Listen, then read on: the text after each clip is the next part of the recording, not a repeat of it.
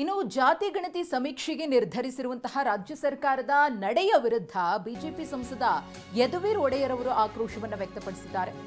ಸರ್ಕಾರಕ್ಕೆ ಜಾತಿ ಗಣತಿ ಮಾಡುವ ಯೋಗ್ಯತೆ ಇಲ್ಲ ಅಂತ ಹೇಳಿದ್ದಾರೆ ಯದುವೀರ್ ಒಡೆಯರ್ ಅವರು. ಕಾಂತರಾಜು ವರದಿ ಕಸದ ಬುಟ್ಟಿಗೆ ಎಸೆದಿದ್ದಾರೆ. ಈಗ ಆ ವರದಿ ಕಳೆದು ಹೋಗಿದೆ, ಅದರ ಪತ್ತೆನೇ ಇಲ್ಲ. ಕೇಂದ್ರ ನಿಯಮಬದ್ಧವಾಗಿ ಜಾತಿ ಗಣತಿಯನ್ನ ಮಾಡ್ತಾ ಇದೆ. ಕೇಂದ್ರದಲ್ಲಿ ಕಾಂಗ್ರೆಸ್ ಇದ್ದಾಗ ಯಾಕೆ ಮಾಡಲಿಲ್ಲ ಅಂತ ಹೇಳಿ ಯದುವೀರ್ ಅವರು ಪ್ರಶ್ನಿಸಿದ್ದಾರೆ. ಏನ್ ಮಾತನಾಡಿದ್ದಾರೆ ಹಾಗಿದ್ರೆ ನೋಡೋಣ. ಈಗ ಬಹಳ ಸ್ಪಷ್ಟವಾಗಿ ನಮ್ಮ ಪಕ್ಷದ ಎಲ್ಲ ನಾಯಕರು ಮತ್ತು ನಾವು ಕೂಡ ಇದ್ರ ಬಗ್ಗೆ ಮಾತಾಡಿದ್ದೀವಿ.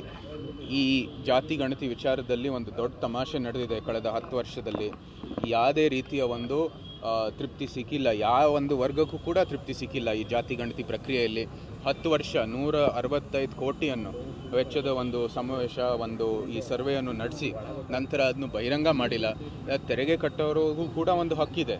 ನೀವು ತೆರಿಗೆ ಹಣವನ್ನು ಬಳಸಿ ಇದು ಒಂದು ಸರ್ವೆಯನ್ನು ಮಾಡಿದ್ದೀರಾ, ಅದನ್ನ ಬಹಿರಂಗ ಮಾಡ್ದೇನೆ ಆ ಕಾಂತರಾಜು ವರದಿ ನಮ್ಗೆ ಸಿಕ್ಕೇ ಇಲ್ಲ ಅಂತ ಹೇಳಿ ಇನ್ನೊಂದು ವರದಿ ಅಂದಾಜು ಮೇಲೆ ಮಾಡಿ ನಂತರ ಅದನ್ನ ನಿಮ್ಮ ಕೇಂದ್ರದ ವರಿಷ್ಠರು ತಿರಸ್ಕಾರ ಮಾಡಿ ಅದನ್ನ ಕಸದ ಪುಟ್ಟಿಗೆ ಹಾಕಿದ್ದೀರಾ.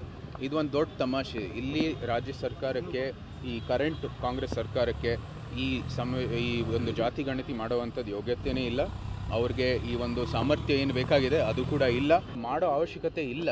ಅವರ ಆಡಳಿತ ಇರುವಾಗ ಅವ್ರು ಮಾಡಿಲ್ಲ. 51ರಲ್ಲಿ 61ರಲ್ಲಿ 71ರಲ್ಲಿ 81ರಲ್ಲಿ 2011ರಲ್ಲಿ ಅವರು ಯಾವುದೇ ರೀತಿಯ ಒಂದು ಜಾತಿ ಗಣತಿ ಮಾಡಿಲ್ಲ. ಆವಾಗ ಆಡಳಿತದಲ್ಲಿ